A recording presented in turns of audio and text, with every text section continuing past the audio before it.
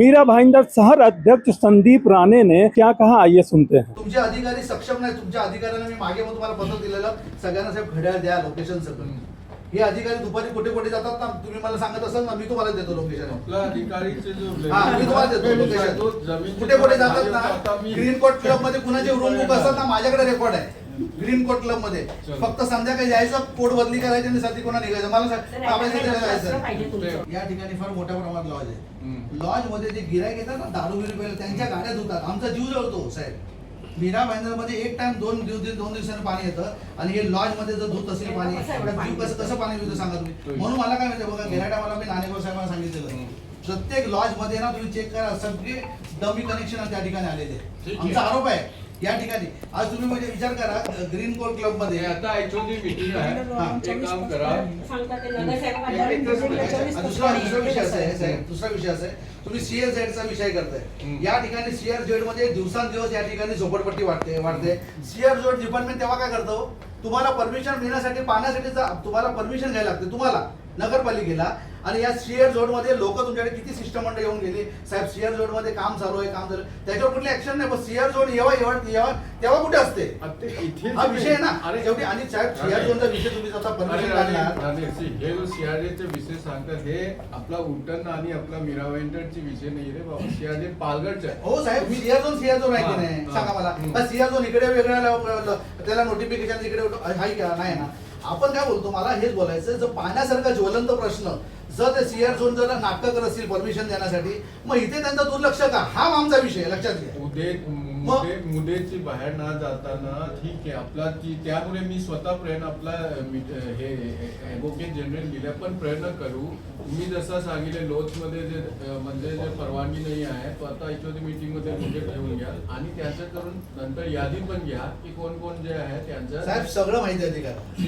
हे तुमचं सगळं माहिती. मी का माझे मित्र येते त्यांना माझे पण आमचं सगळं बोलणं झालेलं विचारा प्रत्येक टायमाला. आणि साहेब काय माहिती मला, एवढे आता तुम्ही जेवढे डायलॉग बोललात ना, हे फोटो फ्रेम वाले लक्षात घ्या. आमच्या प्रत्येक आयुक्त आम्हाला हेच बोलतो, आम्हाला लॉलीपॉप गाजर, आम्हाला लॉलीपॉप आणि गाजर आम्हाला डायजेस्ट होत नाही. आणि तुम्ही जे बोललात ना, माझं कसं, तुम्ही IAS ऑफिसर आहात, त्याच्या अगोदर नॉन IAS होते बरोबर. टेक्निकल नॉलेज तुम्हाला, तुम्ही IAS म्हणजे तुमची एक जबाबदारी आहे, तुमची एक पात्रता आहे, तुमची एक लेवल आहे, तुम्ही अभ्यास करू शकता. माझं तुम्ही जसं बोलला तर तुमच्या कार्यकाळामध्ये हे मिळावं ही आमची पण इच्छा आहे. फक्त साहेब लॉ अँड ऑर्डर कुठेतरी पालन व्हावं. अधिकारी तुमचे फॉलो करत नाही, त्याच्यामुळे काय होतं तुम्हाला मी सांगतो, हे आमदार आणि खासदार टेक्निकल नाही आहेत लक्षात घ्या. त्या पाप त्यांच्या डोक्यावर येतं लक्षात घ्या. पुन्हा अधिकारी सक्षम नसल्यामुळे, अधिकारी कुठे कार्यरत नसल्यामुळे अधिकारी काय करतात, आमदारचा फोन आला, साहेब ते असं नाही असं आहे, असं नाही असं आहे, मग ते आमदार त्याचे डायलॉग करणार नागरिकांवर. आमदार आणि खासदारांची दिशाभूल करतायत हे अधिकारी, माझा जाहीर आरोप आहे. त्यामुळे अधिकाऱ्यांना तुम्ही साहेब काउन्सिलिंग करा, तिथे क्लासेस घ्या की जे जनहिताचे जे प्रश्न असतील, रोड गटार वीज काय असेल त्याच्यावर ताबडतोब कुठेतरी इम्प्लिमेंटेशन व्हावं. कारण डायलॉग म्हणजे कोण करतो, आमदार करतो लोकांच्या समोर, हे लोक नाही करत. पापाचे धनी कोण ते. आता आता आता आमच्या मनामध्ये काय तुमच्यावरच रोष आहे ना.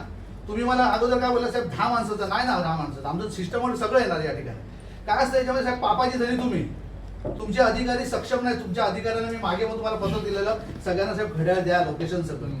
हे अधिकारी दुपारी कुठे कुठे जातात ना, तुम्ही मला सांगत असाल ना, मी तुम्हाला देतो लोकेशन. आपला अधिकारीचे जो मी तुम्हाला देतो लोकेशन. कुठे कुठे जातात ना, ग्रीन कोर्ट क्लब मध्ये कुणाचे रूम बुक असतात ना, माझ्याकडे रेकॉर्ड आहे.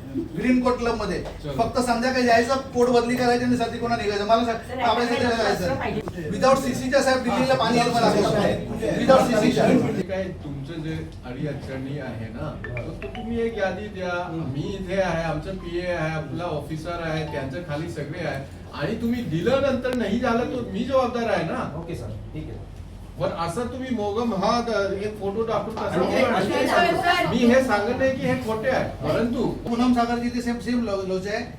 2 आटे फिरवतात आणि आम्ही फोन केल्यानंतर 5 आटे फिरवतात. काय तुम्ही उत्तर कुठ दिलेले आहे, पाणी इथे कम आहे ना, तर त्या हिशोबाने थोडाफार ऍडजस्टमेंट तरी करता येईल ना. मी काय बोलतो, हे आम्हाला जाणवलं ना, म्हणून तुम्हाला बोलतो. आम्ही टेक्निकल नाही आहे बरोबर.